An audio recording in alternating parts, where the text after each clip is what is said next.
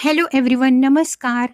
ही आहे आपल्या रोजच्या जेवणाची लज्जत वाढविणारी, ब्रेकफास्ट जेवणात खाता येणारी, साधा ड्राय मसाला भरून कमी तेलात बनवलेली टेस्टी भरलेल्या हिरव्या मिरचीची रेसिपी.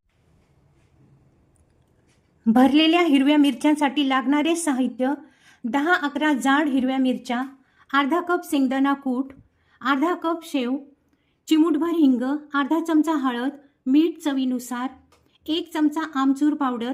आमचूर पावडर नसल्यास 1 लिंबाचा रस वापरला तरी चालतो.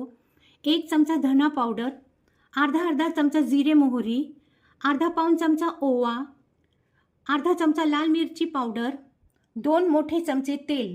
प्रथम शेव पाणी न वापरता मिक्सरमध्ये ग्राइंड करायची. ड्राय मसाला मधले फिलिंगसाठी भाजलेले शेंगदाण्याचा कूट, ग्राइंड केलेली शेव, 2 छोटे चमचे तेल टाकून बाकी सर्व मिरची मसाले मिक्स करायचे. फक्त जिरे मोहरी शेवटून वापरायचेत.